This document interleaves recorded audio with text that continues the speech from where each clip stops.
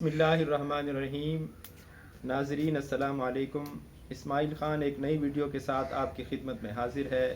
ناظرین، جیسا کہ آپ کے علم ہے کہ وطن عزیز میں اقتدار کی رسہ کشی جاری ہے۔ یہ ہمارے ملک کی بدقسمتی ہے کہ جس دن سے قیام پاکستان کا عمل میں آیا ہے اس دن سے ہی سیاستدان باہمی برسر پیکار ہیں۔ سیاسی حکومت کے لیے سیاسی رسہ کشی جاری رہتی ہے، اور اس میں ستم ظریفی کی بات یہ ہے کہ 75 سال گزرنے کے باوجود ایک وزیر اعظم اپنی مدت پوری نہیں کر سکا ہے۔ جو بھی منتخب حکومت آتی ہے، اپوزیشن اس کے خلاف ایجیٹیشن کرتی ہے، احتجاج کرتی ہے۔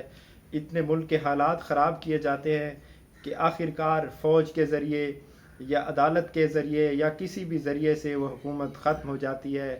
کبھی صدر اسمبلیاں توڑ دیتا تھا، کبھی فوج مارشل لا لگا دیتی تھی، اور کبھی عدالت اس حکومت کو برخاست کر دیتی تھی۔ کبھی کرپشن کے الزام لگ جاتے تھے، کبھی احتجاج اور ایجیٹیشن کے الزام لگ جاتے تھے۔ مقصد مدعا یہ ہے کہ ہمارے ملک میں سیاسی استحکام کبھی نہیں آ سکا۔ اگر کچھ تھوڑا بہت استحکام آتا ہے تو وہ آمرانہ حکومت میں آتا ہے، ڈکٹیٹرشپ میں آتا ہے، جب فوجی حکومتیں ہوتی ہیں، کچھ سال امن رہتا ہے۔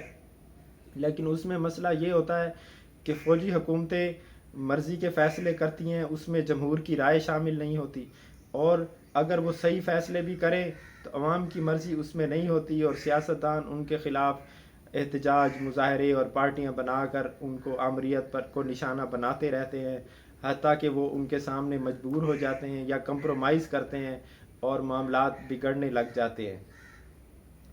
تو اس وقت یہی صورتحال ہے۔ ہم آج بات کریں گے پنجاب کے حوالے سے۔ پنجاب میں آپ کے علم میں ہے کہ جس طرح غیر آئینی طور پر اور قانون کے خلاف، آئین کے خلاف بزدار حکومت کو ہٹایا گیا اور حمزہ کو بٹھایا گیا، اور اس میں کوئی قانون نہیں تھا، کوئی آئین نہیں تھا۔ اسمبلی کے اندر اتنا فساد ہوا، فتنہ ہوا، گورنر کو ہٹا دیا گیا، یعنی ایک رکن اسمبلی، خاتون رکن اسمبلی تھیں، ان کو جان سے ہاتھ دھونا پڑے، لیکن کسی نے نوٹس نہیں لیا، کسی نے حالات کی سنگینی کا خیال نہیں کیا، اور مرکز میں تحریک عدم اعتماد پیش کی گئی۔ اس عدم استحکام سے ملک معاشی عدم استحکام کی طرف چلا گیا، حتیٰ کہ پاکستان کے بارے میں ڈیفالٹ کی باتیں کی جانے لگیں کہ ملک دیوالیہ ہونے کے قریب ہے۔ ملک میں مہنگائی کی ایک بہت بڑی لہر آئی اور تاریخ کے سارے ریکارڈ ٹوٹ گئے۔ پیٹرول بہت زیادہ مہنگا ہوا، لوگوں کی قوت خرید کم ہو گئی، تو حالات دیگر گوں ہوتے گئے، معاملات بگڑتے گئے۔ لیکن سیاستدان وہ اپنی روش پر قائم ہیں، ان کی اقتدار کے لیے رسہ کشی جاری ہے، ایلیٹ کے مزے جاری ہیں۔ ملک کی جو اشرافیہ ہے وہ مزے لوٹ رہی ہے۔ عوام کی پہنچ سے پیٹرول دور ہو چکا ہے، کھانے پینے کی چیزیں دور ہو چکی ہیں، یعنی بیسک لگژری اشیاء تو دور درکنار، جو عوام ان لگژری اشیاء کو کیا لیں گے، اے سی استعمال کریں گے، بڑی گاڑیاں استعمال کریں گے، وہ تو ان کی پہنچ سے دور ہو چکے ہیں۔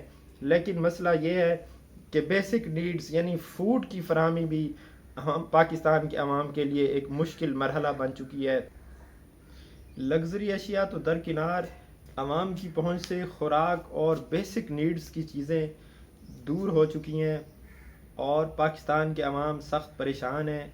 معاشی عدم استحکام اور سیاسی عدم استحکام نے پاکستان کے عوام میں مایوسی، بے چینی، غصہ، یہ چیزیں پیدا کر دی ہیں۔ ہر شخص پریشان ہے، اگر کوئی خوشحال بھی ہے وہ بھی فیوچر کو سوچ کے پریشان ہے۔ اسٹوڈنٹس علیحدہ پریشان ہیں، جاب ہولڈر علیحدہ پریشان ہیں، بزنس کرنے والے علیحدہ پریشان ہیں۔ لوگوں کی قوت خرید کی وجہ سے بزنس ڈوب رہے ہیں، ان کا گراف نیچے جا رہا ہے، الا یہ کہ جو بہت زیادہ مستحکم بزنس ہیں وہ تو کچھ نہ کچھ چل رہے ہیں، لیکن ہر بزنس نقصان میں ہے۔ ہر دکاندار کی سیل کم ہو چکی ہے، فیکٹریوں کی جو وہ مال تیار کرتے تھے اس کے آرڈر کم ہو چکے ہیں، ٹیکسٹائل کی 400 ملیں بند ہو چکی ہیں، تو حالات بہت خراب ہیں۔ لیکن سیاستدانوں کے اور اشرافیہ کے کان پر جوں تک نہیں رینگتی، وہ ویسے ہی اپنے مشن پر گامزن ہیں، لڑائی جھگڑے کی طرف بڑھ رہے ہیں، ملک کو اور زیادہ عدم استحکام کا شکار کرتے جا رہے ہیں۔ اس کی مثال پنجاب کی صورتحال لیں۔ پنجاب میں حمزہ شہباز کو زبردستی اقتدار دلوایا گیا. جب وہ اقتدار میں آ گئے تو پی ٹی آئی والے سپریم کورٹ میں چلے گئے. پہلے انہوں نے لوٹے بنائے.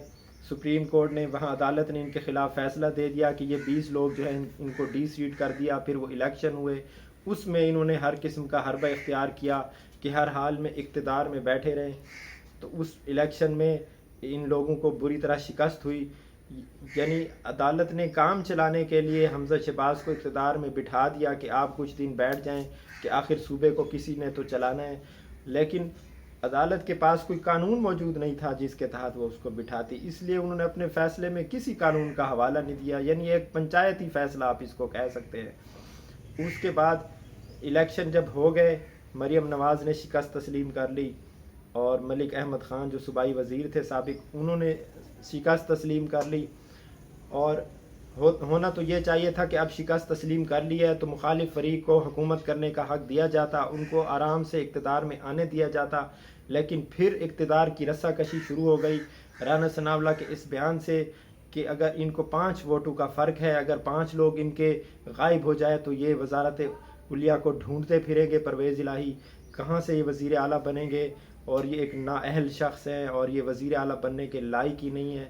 ماشاءاللہ صرف آپ ہی عہدوں کے لائق ہیں, آپ سے زیادہ وہ سینئر سیاست دان ہیں, اور اس وقت بھی وہ پنجاب اسمبلی کے منتخب رکن ہیں, اسپیکر بھی ہیں, رکن بھی ہیں.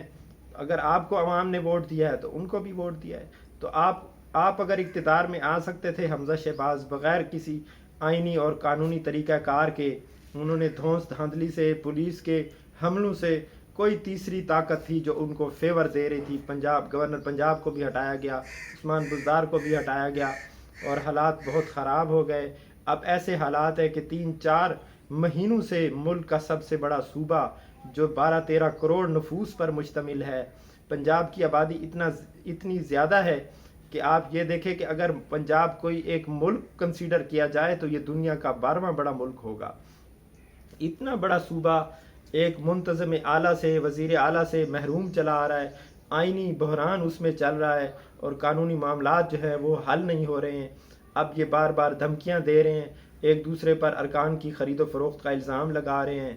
پی ٹی آئی کے الزام تو سمجھ میں آتے ہیں کہ ان کی تو اکثریت زیادہ ہے اور زیادہ میں سے وہ خرید کے اپنے ارکان پورے کریں گے, لیکن وہ ان پر الزام لگا رہے ہیں کہ آپ لوگ جو ہے ہمارے ارکان خرید رہے ہیں. بھئی ان کو آپ کے ارکان خریدنے کی کیا ضرورت ہے, ان کے پاس تو اکثریت پوری ہے. پھر آپ یہ کہتے ہیں کہ ہم آپ کو وزیر اعلیٰ نہیں بننے دیں گے, تو پھر آپ کس لیے الیکشن کروائے؟ یہ جمہوری ڈرامہ کس لیے رچایا جا رہا ہے؟ اگر آپ نے الیکشن کے جو نتائج ہیں ان کو تسلیم ہی نہیں کرنا ہے تو الیکشن ہی نہ کرائیں, کسی کوئی اور طریقہ اختیار کریں حکومت بنانے کا جو آپ کو قابل قبول ہو, اور اقتدار میں بیٹھ جائیں.